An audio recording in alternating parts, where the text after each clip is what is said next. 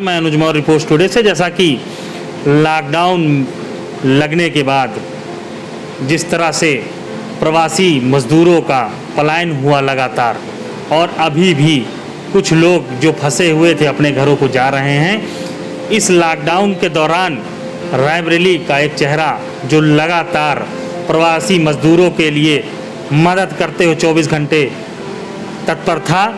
आइए हम बात करते हैं ऐसे व्यक्ति से कि उन्होंने किस तरह से प्रवासी मजदूरों की मदद करी, ज़रूरतमंदों तक राशन किट व अन्य जरूरी सामान पहुंचाई।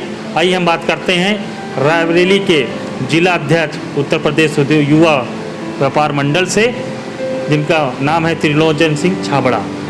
आइए बात करते हैं कि उनको ये प्रेरणा कहाँ से मिली और किस तरह से लॉकडाउन के दौरान जब कोरोना चरम सीमा पे था तो किस तरह से उन्होंने अपनी ज़िंदगी की परवाह न करते हुए सेवा भाव में लगे रहे।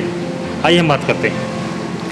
देखिए, सबसे बड़ी बात तो ये है कि व्यापारी और सिख समाज एक सेवा भाव के साथ ही चलता है। जैसे हमारे गुरु नानक देव जी महाराज ने शुरू से ही, बचपन से ही उन्होंने सेवा भाव का रखा था कि लोगों की सेवा करना, ज़रूरतमंदों को आपके पास पहुंच के जो भी उनकी ज़रूरतें उनको पूरा करना। एक प्रेरणा तो हमारे अपने धर्म से ही हमको मिली। दूसरा, ये जिलाध्यक्ष व्यापार मंडल के नाते होना भी हमारा फ़र्ज भी बनता था कि सेवा के साथ ही हमको चलना है, सेवा करते हुए ही चलना है। जैसे ही लॉकडाउन हम लोगों को पता लगा, कई लोगों का कारोबार एकदम से बंद हो गया, तो हम लोगों ने उनके घरों पे जाके पहले तो भोजन की व्यवस्था कराई गई कि तत्काल से तत्काल उनको भोजन मिले, क्योंकि उनको जो डेली मजदूर थे उनके पास भोजन की व्यवस्था नहीं थी। फिर धीरे धीरे ये लगा कि रोज़ रोज़ उनके पास भोजन लेके जाने से अच्छा है कि इन लोगों को किराना ही इकट्ठा 15-15, 20-20 दिन का दे दिया जाए, वो ज़्यादा अच्छा है। तो उधर हम लोगों ने फिर उनको किराने का सामान देना चालू कर दिया ताकि 15-15 दिन वो एरिया हम लोगों को न जाना पड़े। व्यापार मंडल से भी हमको खूब सहयोग मिला और हमारे सिख समाज से भी हमको खूब सहयोग मिला। फिर ये लगा कि आउट एरिया में एक एक गांव हम लोगों ने ले लिया, जिसमें 1000-1000, 1200 पैकेट रोज़ बनवा के सिख समाज से भी जाते थे। हमारा गुरु तेग बहादुर मार्केट साहब है, वहाँ पे हमारा लगभग 200-250 लोगों का रोज़ भोजन चलता है, और जो आज 7-8 साल से बराबर चल रहा है, तो वो भी चलता था। व्यापारियों को भी लेके हम लोगों ने खूब सेवा की। घर से भी खूब डांट पड़ती थी कि आप घर छोड़ के आप बार बार जा रहे हैं, पर ये था, सेवा भाव थी। आइए हम बात करते हैं अतुल गुप्ता जी से कि किस प्रकार उन्होंने व्यापारियों के हित में मदद करी और आगे उनकी क्या मदद करने या उनकी क्या सोच रहेगी। आइए बात करते हैं अतुल गुप्ता जी से। बहुत बहुत धन्यवाद अनुज जी।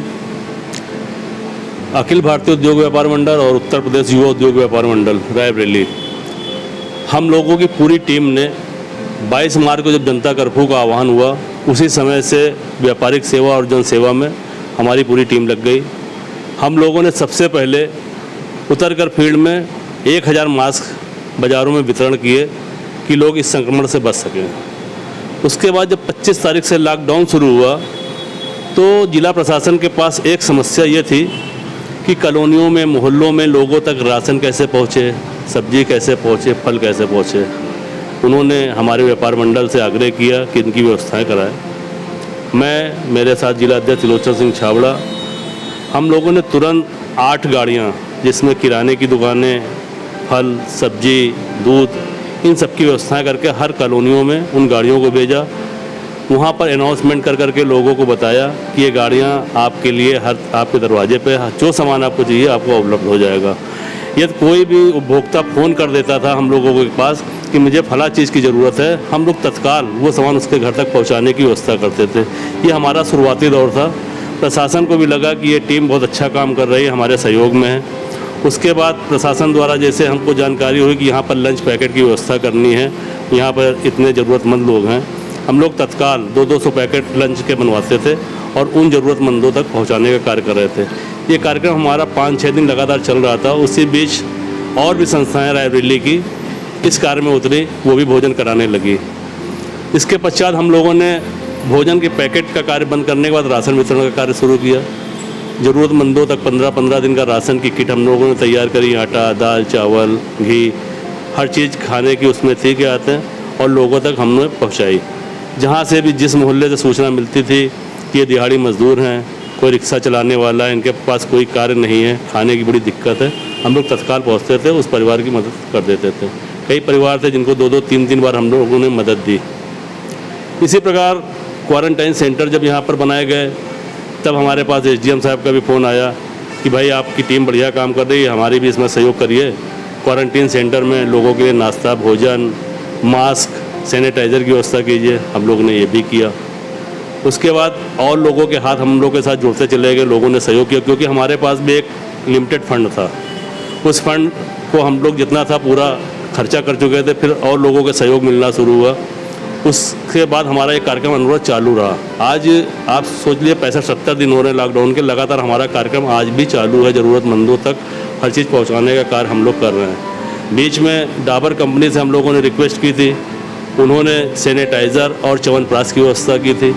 मैंने पुलिसकर्मियों को और जिला प्रशासन की टीम को एक गत्ते सैनिटाइज़र और च्यवनप्राश सौंपा कि जो पुलिसकर्मी और प्रशासन के लोग इस कार्य में लगे हैं उनको ये दे दीजिए, क्योंकि इस समय आपको रोग प्रतिरोधक क्षमता भी बढ़ानी थी, इन सब चीज़ की ज़रूरत थी।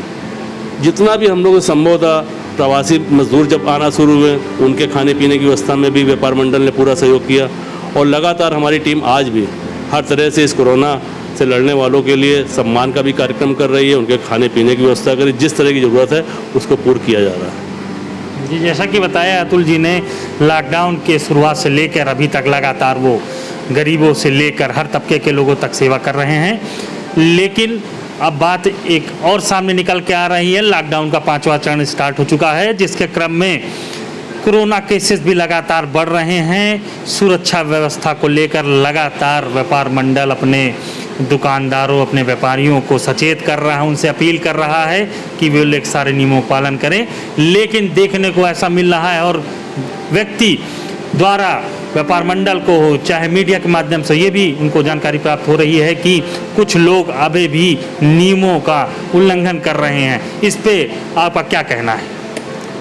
हमारी टीम 7 मई को जिलाधिकारी महोदय से मिलकर एक ज्ञापन सौंपा था कि लगातार लॉकडाउन से हमारा व्यापारी अब घर के अंदर बंद परेशान हो चुका है और आर्थिक रूप से भी टूट रहा है, तो क्यों ना बाज़ारें खुलवाई जाएं चरणबद्ध तरीके से। जिलाधिकारी महोदय ने संज्ञान में लेते हुए दुकानें खोलने का निर्णय लिया, और हमारी टीम को बुलाकर ये खुशखबरी दी कि चलिए 9 मई से आप लोग दुकानें इस प्रकार से खोल सकते हैं। लेकिन साथ ही साथ आपको Aarogya app, mask, sanitiser, social distance का पालन करना अनिवार्य होगा।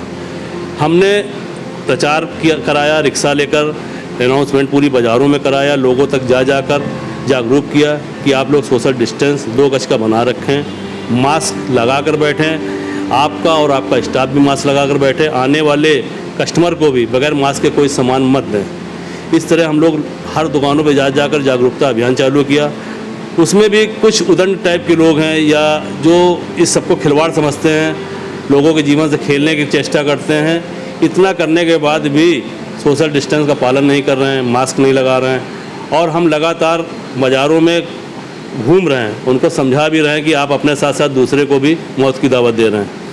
आज भी हमारी टीम पूरी निकली है, आरोग्य ऐप, आयुष कवच ऐप डाउनलोड करा रहे हैं। जिलाधिकारी महोदय ने अपील किया था कि इन दोनों ऐप को आप लोग डाउनलोड कराइए। आप सोच लीजिए करीब 500 आरोग्य ऐप और 500 सुरक्षा कवच, आयुष कवच हम लोगों ने अभी तक व्यापारियों के डाउनलोड करा दिए कि हमारा रायबरेली का व्यापारी सुरक्षित रहे और सुरक्षित रहकर व्यापार कर सके और अपने परिवार को चला सके।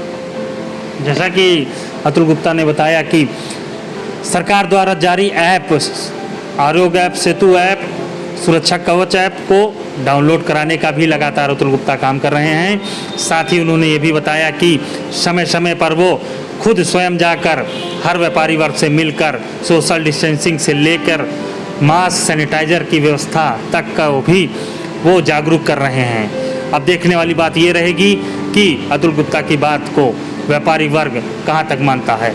रायबरेली से अनुज मौर्य, रिपोर्ट टुडे से।